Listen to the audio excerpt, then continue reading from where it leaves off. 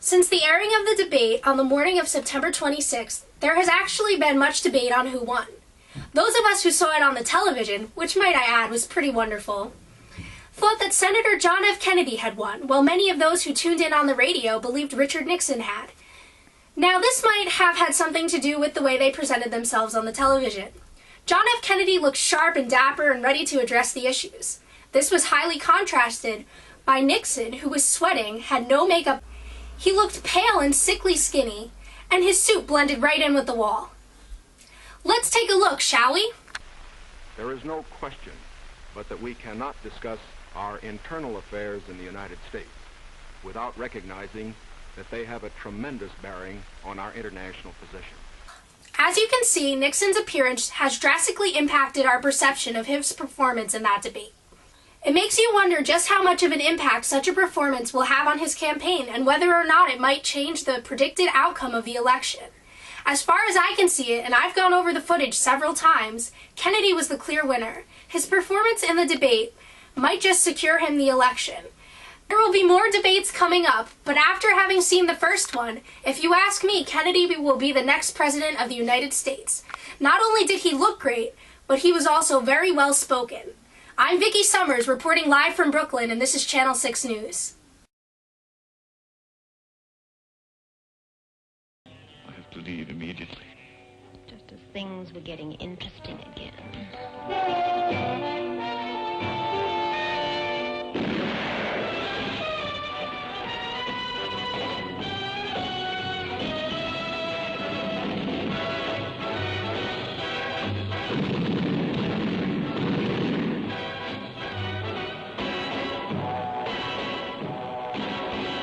James Bond, 007, licensed to kill whom he pleases, where he pleases, when he pleases. The exclusive screen dramatization of the book that has entertained millions of readers. The exotic and tantalizing Dr. No.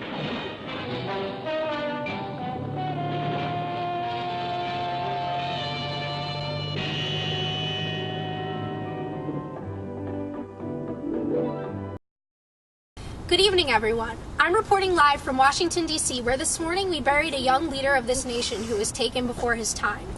Representatives and heads of state from 100 countries worldwide had traveled to our nation's capital to pay their final respects to John F. Kennedy. Following the funeral, he was taken to Arlington National Cemetery, where he was buried and his brothers were able to light the eternal torch in his memory. It has been almost 3 days since President Kennedy was shot in Texas. His death has cast a sadness over the entire nation, and we are all mourning this great loss together. Tonight, though, I come to present to you the facts as we have been made aware of them. President Kennedy was in Texas promoting what is thought to have been the beginnings of his campaign for the 1964 election, which would have included topics such as education, the security of our nation, and his hopes for world peace. Kennedy had been confident that he would win the re-election next November. By traveling to Texas, and Dallas in particular, one of the president's goals was to help settle tensions among party leaders that might have kept him from winning the electoral votes from Texas come next November. The trip to Dallas was simply another part of a string of speeches he would be making around the state of Texas, and then he would have traveled to Florida within a week. Though he had known about the presence of extremists and tension that existed in Dallas, where Adlai Stevenson was attacked during a visit there in October, he'd felt the need to visit the state and make his speech. In fact, earlier that morning of November the 22nd, he'd made a speech in Fort Worth saying, "We are still the keystone in the arch of freedom. We will continue to do our duty and the people of Texas will be in the lead." It was in Dallas just after noon when President Kennedy was riding in a car with his wife and the governor of Texas, John Connally, that the shots were fired. Though hit with a bullet, the governor is recovering and will survive the shooting, which proved fatal for President Kennedy. The assassin was Lee Harvey Oswald, who was killed yesterday while on his way to being transferred from a Dallas police station to county jail. It has yet to be confirmed whether or not he was working alone or what his reason for killing the president was. What we do know at this time is that the man who killed Oswald was a Dallas nightclub owner named Jack Ruby. I'm Victoria Summers, reporting live for Channel 6 News out of Brooklyn, live from Washington, D.C. After much debate and speculation, the Civil Rights Act of 1964 has finally come to fruition. President Johnson signed the act into law a mere few hours after House approval just yesterday. Seen in the image is President Johnson signing the act into law, and behind him is civil rights leader Martin Luther King Jr.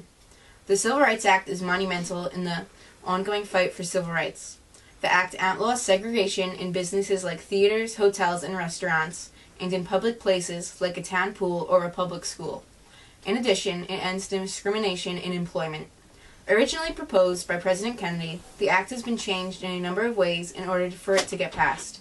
Key points that addressed voting rights were removed, among others. Despite the odds, the act survived Southern congressmen arguing that the act was unconstitutional and was a direct hit against state rights.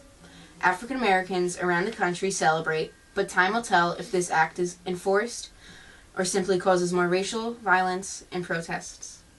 I'm Susan Smith. Have a nice day. Breaking news. On this day, January 27th, 3 American astronauts were killed in their first Apollo 1 capsule during a test run before getting on their first Saturn mission. Gus Grissom, Roger Chaff, and Ed White were killed during testing when a fire erupted. The goal of this test was to see if the rocket could operate with internal power only. A flash fire occurred and covered the command module. The capsule was immediately covered in flames and toxic smoke. Sources confirmed that the flames erupted, and you could hear Chaff screaming, we've got a bad fire, we're burning up." The screams were silent in the first 30 seconds, and rescuers could not even make their way in until about 5 minutes after because of the flames and fumes. When the latch was finally opened, the 3 bodies were found dead from severe third-degree burns. Investigators confirmed that the latch could not have been opened by the astronauts inside because of the pressure during the fire. As of now, the exact cause of the fire is yet to be determined, but investigators have found that the material used inside is flammable and that therefore contributed to the cause of the fire. I'm Judith Hill. This is Channel 6 News. Carry on, my wayward sons. Hello, America. It is Susan Smith, and I am here with President Lyndon Johnson to discuss the current war in Vietnam. Hello, Mr. President. How are you? I'm very well, thank you. Recently, you began to increase the number of troops being sent to Vietnam.